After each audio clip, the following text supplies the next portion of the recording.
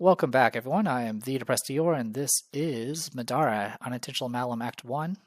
We are now on the MAST Day 2, and we're going to be taking a visit to Hell. So our starting location is this box here on the bottom, and we got some new tiles to talk about. We have water tiles, which are outlined in blue. The way water tiles work is moving out of a water tile does cost an additional movement, very similar to hindering. Also, if you are in water, you cannot dodge. So, something to be aware of. You also can't jump while you're in water. I'm pretty sure that's a thing. But yeah, being in water sucks. If you're in water, you're in trouble because you can't, it doesn't matter if it's using stamina or using an ability, you cannot dodge unless it says otherwise. Same thing for enemies. If enemies happen to be in water, you can prevent them from dodging. Also over here we have elevation. Elevation is noted by a purple dashed line, and there are, I don't know if there's any more than this, but there's usually elevations 1 through 4. And the way it works is if an elevation is 1 different from you, you can freely move between the 2 spots with no issue. If it's 2 different, you can jump down safely, but you cannot jump up. If it's 3 different, not only can you not go up the elevation, but if you go down from 4 to 1, for example, you are defeated. Obviously, there's ways to get around elevation. Flying, for example, does work. Also, line of sight. The way line of sight works for elevation is if you're on the edge, then you have people can see you, but if you are not on the edge, then you can't see each other. Also, for attacking people, if you happen to have a reach weapon, you can attack with a reach weapon if it has enough reach to go the necessary extra spaces. Besides that, one other thing to note is the SOI. SOI is not stopped by elevation, so you can cast spells up into elevations even if you can't see them, at least from what I understand, because remember, the only thing that stops SOI is obstructing. Elevation is not obstructing. All right, so essentially you got cave sickles up in this corner here. I think I mentioned in the previous video about the rules for variation and alternates. In this one, you already have these guys spawning in or getting placed as during the placement phase. Anything that gets placed during the placement phase cannot have variants or alternates. You just have to use whatever ones it tells you, which in this case will just be the regular cave sickle. Okay, so before I place my units, I'm going to talk about Gavaden. So Gavaden have 10 defense, which is a lot of defense. They roll a white and orange for their attack, so they're technically rolling better dice than we are. They have 0 armor, 6 movement, and 12 health. They have a conviction of 2 whites. They are type beast, though I haven't seen anything that matters about beast. They are agile. The first time each turn Gavaden is attacked, they will dodge. Keyword here is turn, which means every turn. So if Zeke attacked, he'll dodge the first one. And then it goes to Nightingale's turn and she attacks, he'll still dodge the first one from Nightingale. So if you're going to attack this thing and you don't want to deal with the dodge, you want to hit him a lot of times, or have him in water, or have some way to stop him from dodging. Ferocious, when a Gavaden successfully dodges an attack, it gains courage.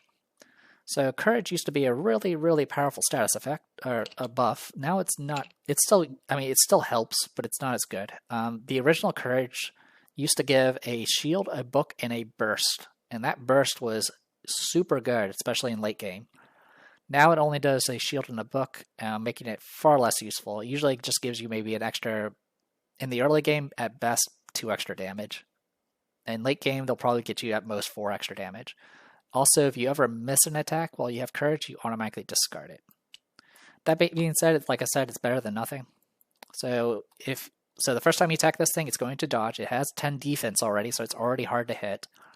If it dodges, it gets courage. And the first time it has adrenaline, the first time it successfully, the first time it will counter. In which case, it will do a melee attack that has a reach of 2. So reach is pretty much what you think it is. Reach of 2 means he can actually attack all the way up to here, and diagonals, of course, count. So already he has a lot of defensive and countering capabilities. And then his AI steps are really annoying. He moves really fast and can attack multiple times. He can also do a pull if he happens to want to pull you in range and things like that. Also, his symbols, shields will be +1 physical damage. Books are +1 armor piercing, which means they ignore 1 point of armor. And then burst are +2 physical damage. Yeah, this guy can hurt really bad. He can get really out of control, especially with the courage. Thankfully, the courage has been nerfed, so it does mean he does less damage. Back in the day, when a Gavadan had courage, it was just death, because it's essentially an extra 3 to 4 damage. It was just really, really bad. Anyway, as for what we want to set up here, I have no idea. I'll put Rook in the back. Actually, we'll do Rook here, Zeke here. Rook here, Nightingale. Yeah, we'll do this setup. This will be our setup for this. All right, Gavadan, K-Sickles get added. Everyone should be starting at 3 stamina. This has been removed. All right, give me a moment. Okay, let's go ahead and do the initiative. Shuffle the initiative track. Okay. So Nightingale's going to go first. So big thing you definitely don't want to have happen is you don't want to fight both the K-Sickles and the Gavadan at the same time. So the key thing here is these guys move 6 spaces and can attack at a range of 4. So 1, 2, 3, 4, 5, 6. 1, 2, 3, 4. And then essentially you can go here. Yeah, if we take even a single step forward, these guys will start moving up. And then we got the Gavadan here, which can't do too much. One thing I do want to check is the rules for jumping real quick.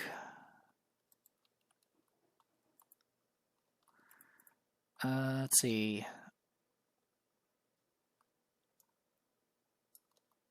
It has to be a normal terrain space, so they can't jump out of hindering. Okay. So one thing we definitely eventually want to have happen is we kind of want the Gavadan to start coming towards us and deal with him first. If you are worried about the Gavadan for whatever reason, throwing knives can't be dodged, and this guy doesn't have any armor. So that is a way to kind of ensure you do damage to this thing if you need it. But every throwing knife that we throw right now is one less we'll have in the future. So definitely want to hold on to what we have. So I will spend a stamina to move. I'm going to go 1, 2, 3, 4 with Rook. This will be, what's her strength? 6. This will be +11. I pass. So 1, 2, 3, 4. 1, 2, 3, 4, 5, 6.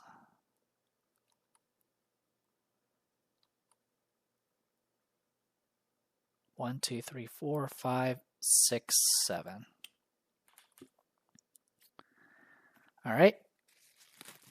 So this is going to make the Gavadan attack me, which is going to be kind of scary.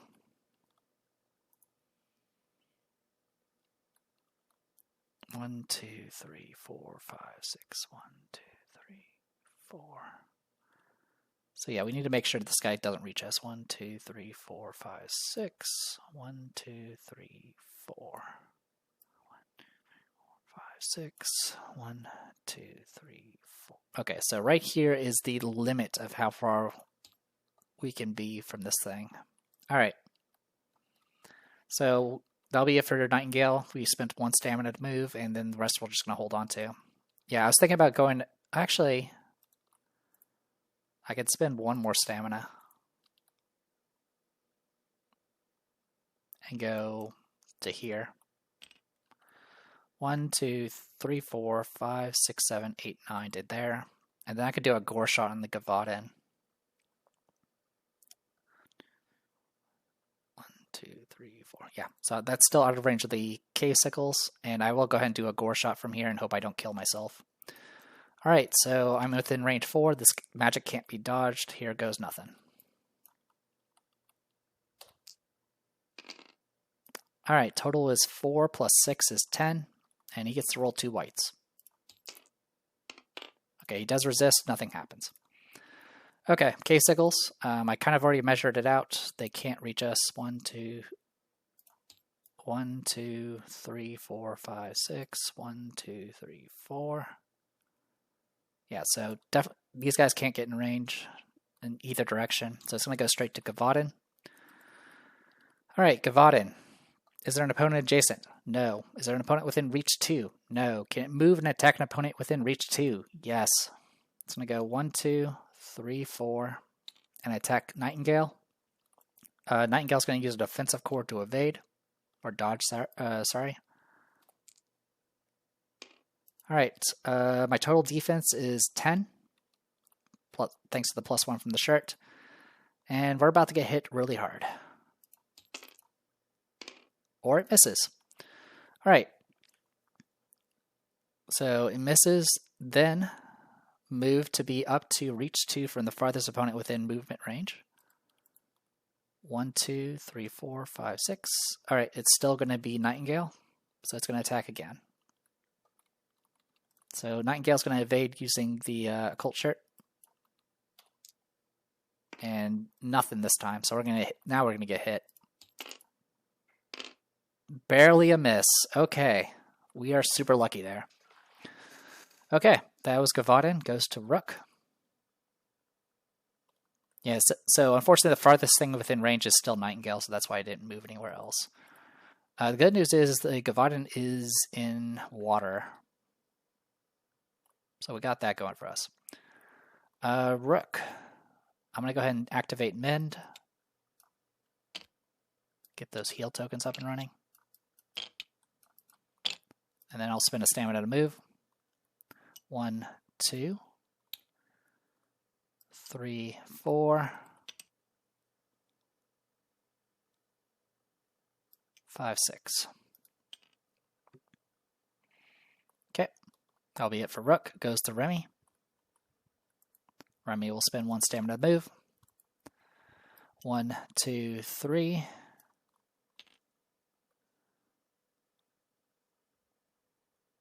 4, 5, 6, 7. That'll be it for Remy.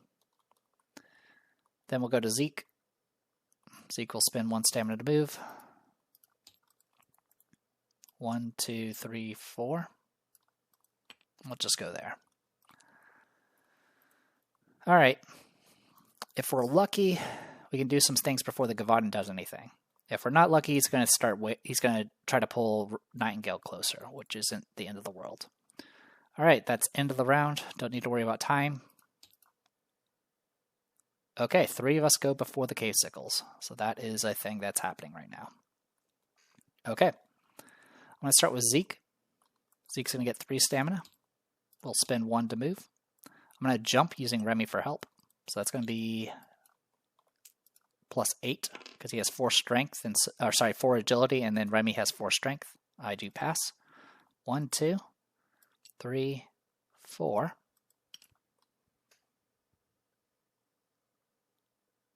Actually, I can go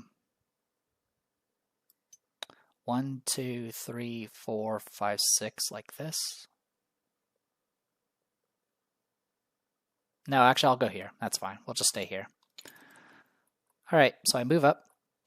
I'm going to go ahead and do a Blade Works and attack the Gavaden. So he can't dodge because he's in water, but he does have 10 defense. So good luck us.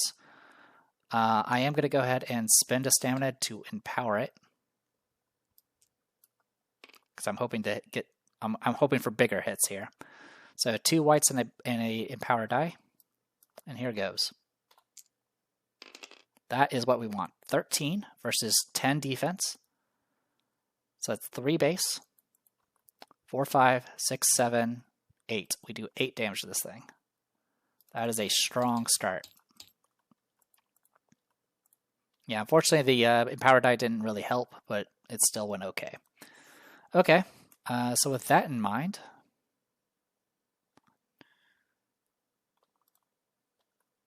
I think I am okay with... So my original idea was possibly to run up, attack, and then back away with utility core, but with how things are going right now, let's go ahead and just go for kill. I'm going to spend 2 stamina for the attack and then +1 for the empower, and attack again. All right, that is 9, which is a miss. I'm going to re-roll the 4 with a short sword. All right, I'm going to re-roll the 3 with a short sword.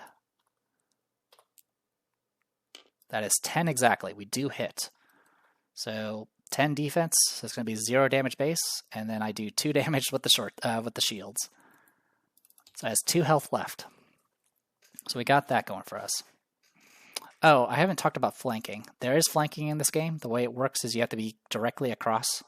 So like this way. And it gives you +1 to your attack. Also, there are some keywords on weapons called backstab, and if you are flanking, you'll do extra damage with those particular weapons. Okay, I am going to go ahead and use the utility core to move 1 step. It doesn't provoke a break attack. All right. Next it goes to Remy. Remy will go to full stamina. And we'll go for kill here. So we'll spend 1 stamina to move. 1, 2, 3, 4, 5, 6. So one other thing to note, this guy does have reach 2 on a lot of his attacks, but that doesn't. His break attack is still only adjacent. There's a different keyword that expands your break attack range. So yeah, 1, 2, 3, 4, 5, 6 to move out of Nightingale's tile. We're going to spend 2 stamina to attack this thing regularly, and we need to hit a 10. This thing is in water, so it cannot dodge. That is 11. I do hit. It's going to be 1 damage base. Also, I think I've been forgetting the bonus from Hammer Helm. So 1 damage base, 2 from Hammer Helm, 3, 4, 5 from shields, and then 6 from the burst. So it does 6 damage and kills this thing. This monster is not a swarm, so it's definitely going to give us loot. All right, fresh deck. Here goes. Unique loot. Okay. So, usually when you do unique loot, you'll just draw something from the unique loot pile for that tier, in this case mundane. But we do have something called wandering cards now because of promos. So the way wandering works,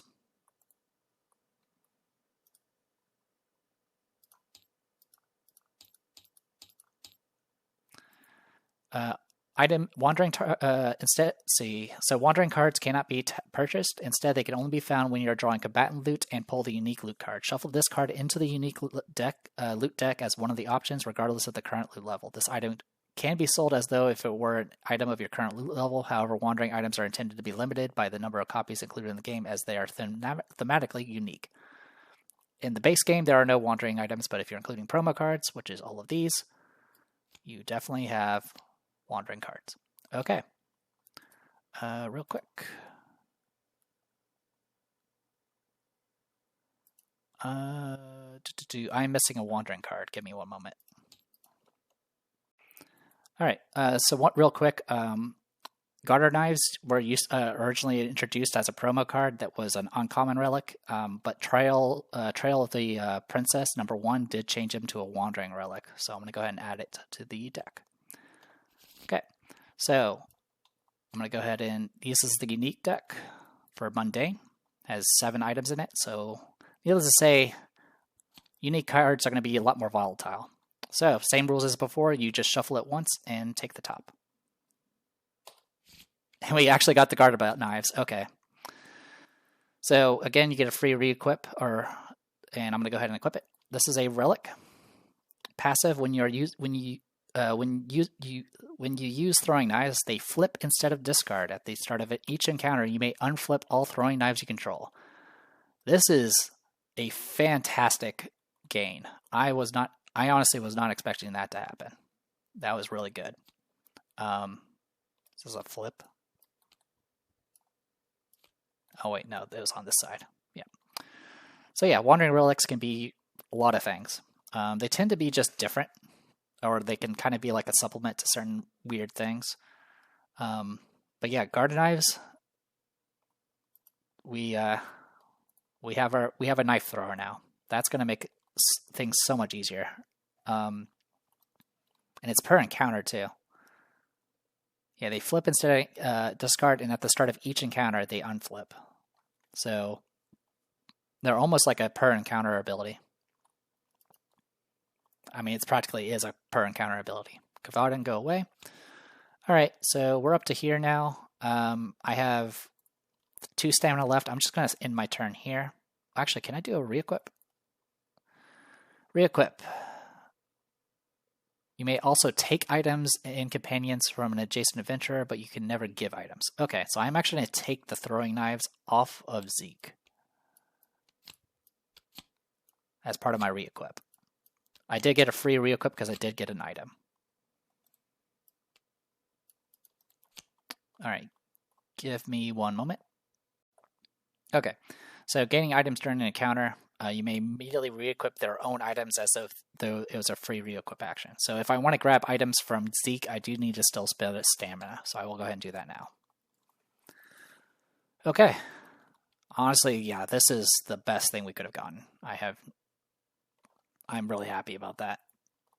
It's gonna make the MAST so much easier. Yeah, so there's a few things that can make the MAST a lot easier. The Gavadan's monster loot can actually get you a weapon that's essentially a common tier weapon. If you happen to get a wand, any sort of ranged weapon as a drop, which again, really low chance, but if you get like a bow or something, that tends to make things a lot easier as well. But yeah, these garden knives is definitely a good thing. So yeah, this is a relic. We can have 3 relics equipped. We're good. Okay, that is it for Remy. I can spend 1 stamina to move with the shady training, but I'm not going to. Goes to Nightingale.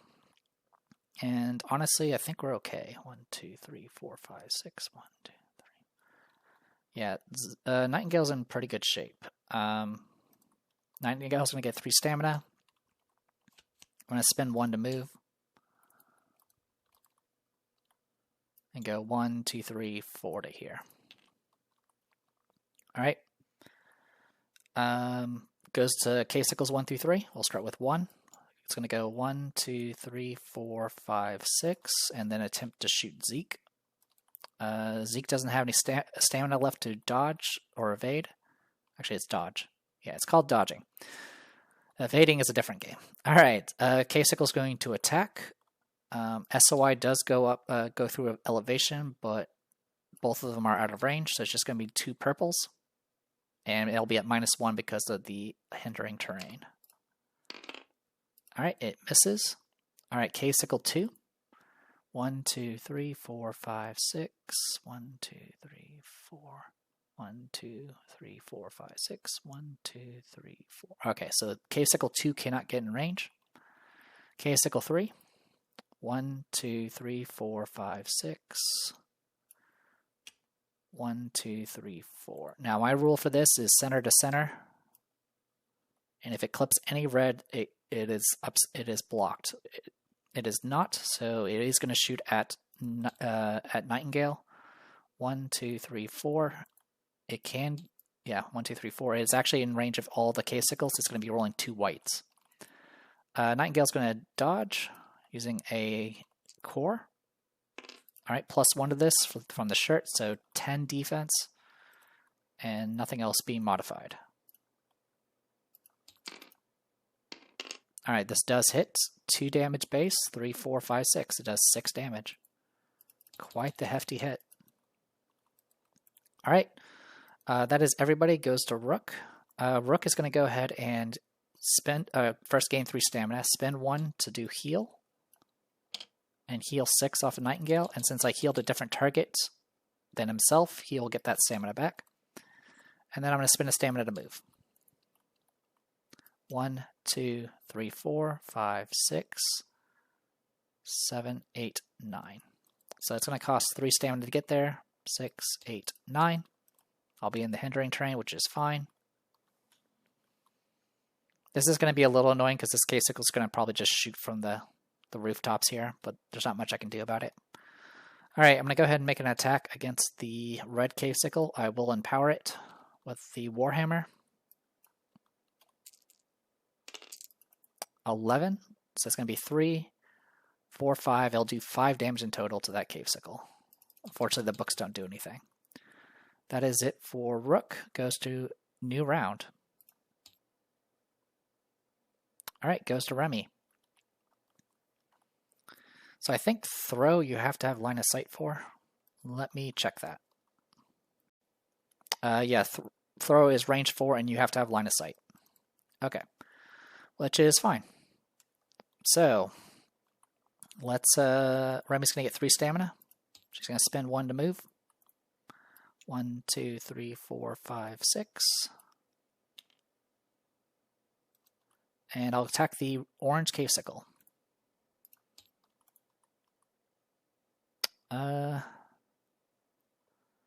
I'll go ahead and empower it.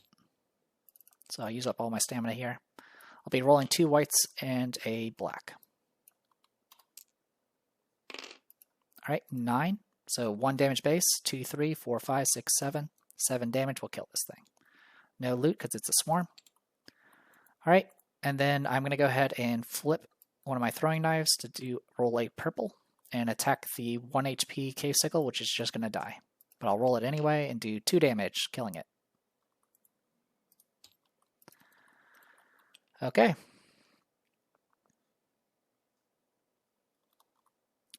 Good stuff. Alright, that is it for Remy. Goes to Nightingale.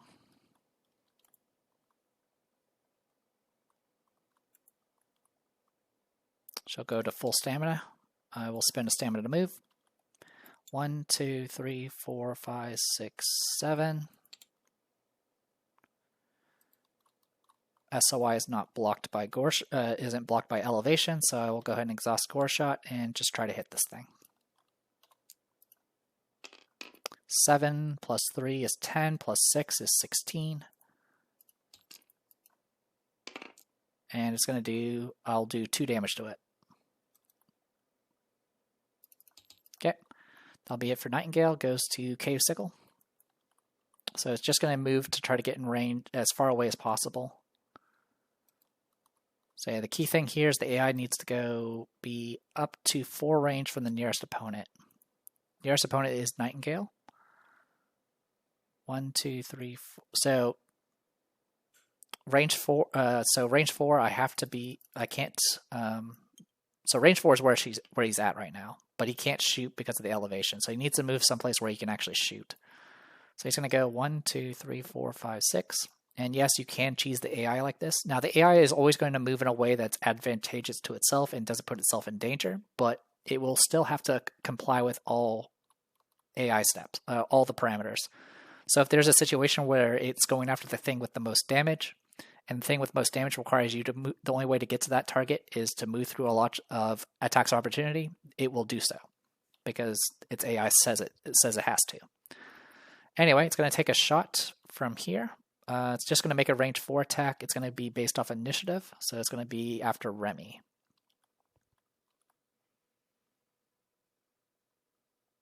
The other option is we could have gone 1, 2, 3, 4, 5, 6 to here.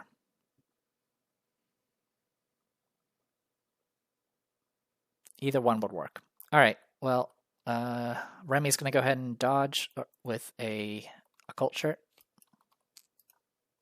Good to go. So that's 13. And it misses.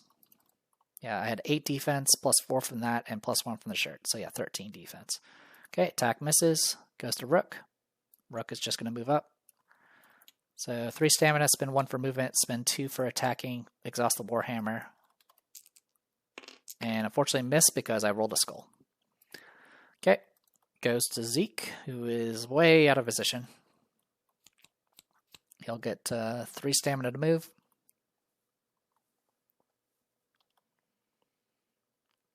Yeah, I'll spend 1 to move. We'll go 1, 2, 3, 4, 5, 6. And then I'm going to exhaust both these short swords to go diagonal, diagonal. And then I'll do a Blade Works from here.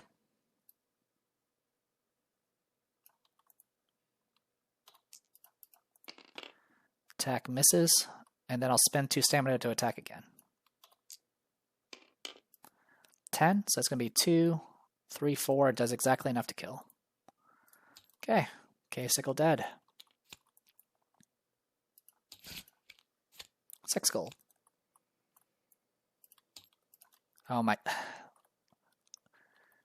what I do like about the wandering cards and adding them, it does definitely add a lot more variance to like what you are potentially getting from the from drawing random equipment. One thing to note is, as mentioned, wandering cannot be purchased. Uniques can be purchased, so stores definitely will stand out more as far as like what you can get from them.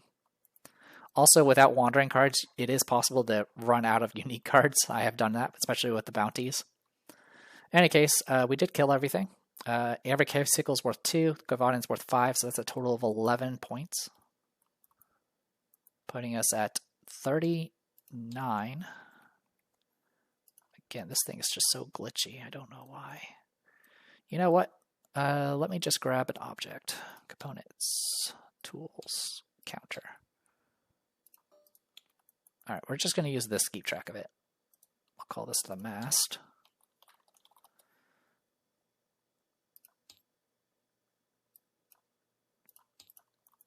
And it was what, 28 plus 11? Yep, plus 11, so that should put us at 39.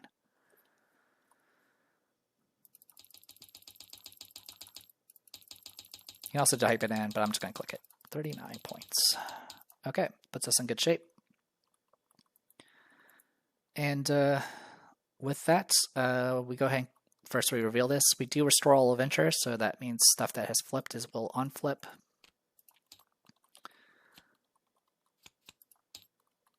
I do apologize for one thing, which is I'm making this look easy.